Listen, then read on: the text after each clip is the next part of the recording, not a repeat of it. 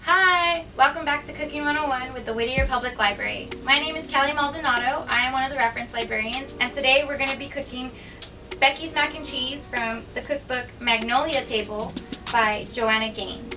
So let's go ahead and get this started.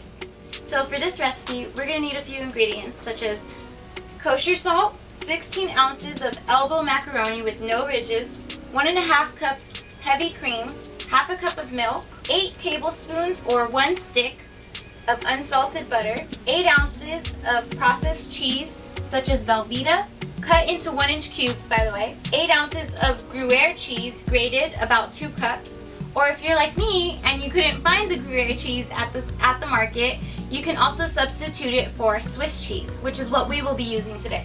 We also need 1.5 teaspoons mustard powder, half a teaspoon ground nutmeg, 1.5 teaspoons freshly ground black pepper, 8 ounces of white cheddar cheese, grated, about 2 cups, and then for the crispy topping, which is optional, 2 tablespoons unsalted butter, 1 small garlic clove minced, 3 cups panko breadcrumbs, or whatever style of breadcrumbs that you have or prefer, and 2 pinches of kosher salt. So, let's get started.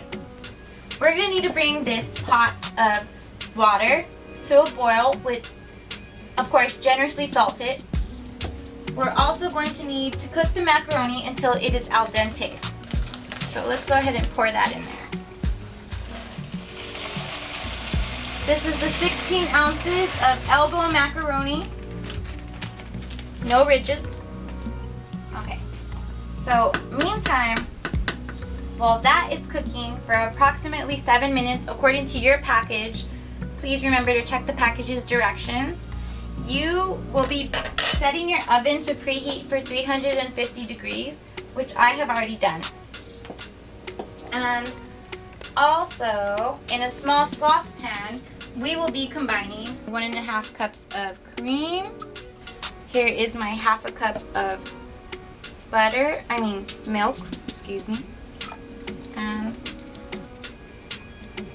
we need a whole stick, 8 tablespoons of unsalted butter.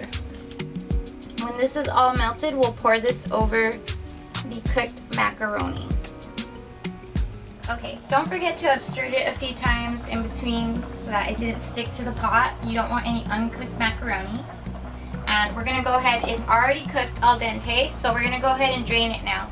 Right, carefully bring it over to the sink and drain in your colander as we have ours in here ready to go.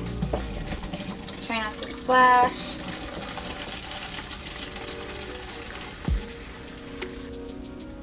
We got some in the pot, it's fine. We're going to be putting it back in this pot anyways.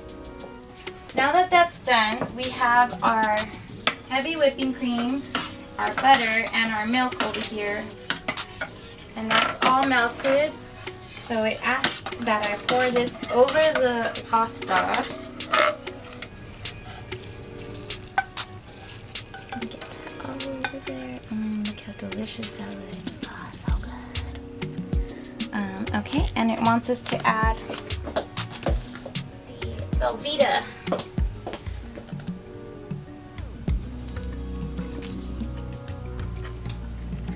Okay, so as I said earlier, I could not find the Gruyere, so I will be using this substitution known as Swiss cheese. There we go. There's my Swiss cheese. And our sharp white cheddar cheese.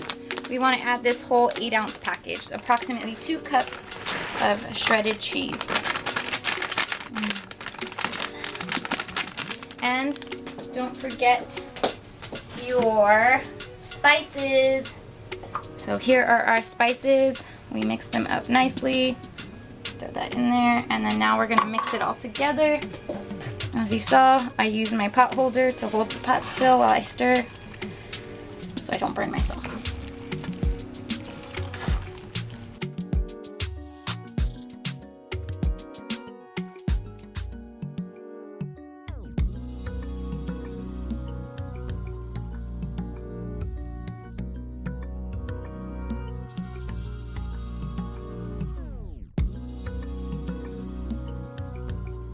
All right, look at that creaminess.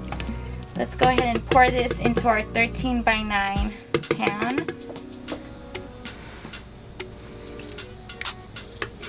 Okay, we're gonna pour this in. I'm gonna put this on, I think, just hold it, yeah.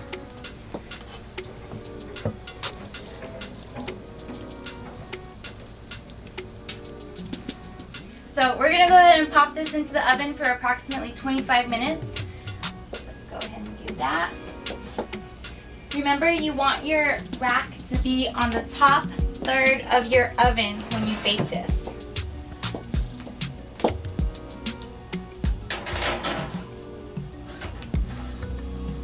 Okay. All right, let's wait 25 minutes. Alright, so we're gonna go ahead and start our crispy topping. This part is optional, it's totally up to you. Let's do that. So now we need some butter, 2 tablespoons on low heat, melted, and then we will be adding our garlic in just a moment. Alright, so we're gonna need some of this garlic. Again, this is optional. If you don't care for this stuff, it's totally fine. Okay, I'm gonna go ahead and add this now. It's almost all the way melted. Perfect. This is all my garlic. This is 1 small clove of garlic. You're gonna need to do this in the, it said a skillet, but I chose the saucepan because I tend to get a little bit messy, and when the breadcrumbs get in here, I don't want them going all over our electric stove. So you're gonna do this until the garlic is softened. All right, this is where we add the panko breadcrumbs, or whatever breadcrumbs you have on hand. Mine are Progresso. It says to toss them until they're thoroughly coated or evenly coated with butter. Alright, so that wasn't working, so we transferred it to the skillet as it said we would, just because I was scared to spill it everywhere. And you're just going to go ahead and rake this around until it gets lightly browned. Alright, we turned our oven off. Let's go ahead and take this out.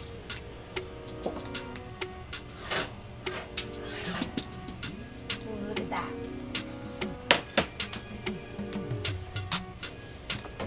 Now that we've finished browning our crispy topping, we'll go ahead and sprinkle some of this onto our mac and cheese that's been baked. And of course you let this sit for like about 5 minutes before you sprinkle it on. And so as you can see, this is done. If you're like me, it's totally fine if it looks a little bit darker than you wanted it to be. It's gonna give it some great flavor. So I'm gonna do it like this. I might even leave a portion of it unsprinkled because you never know, some people might not like it.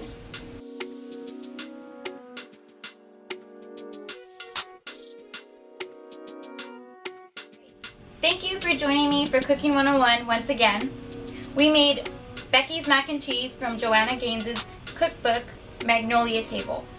If you want to check this book out and make some of these recipes yourself, we have it available for curbside pickup as well as our ebooks on Cloud Library. Thanks, have a great one.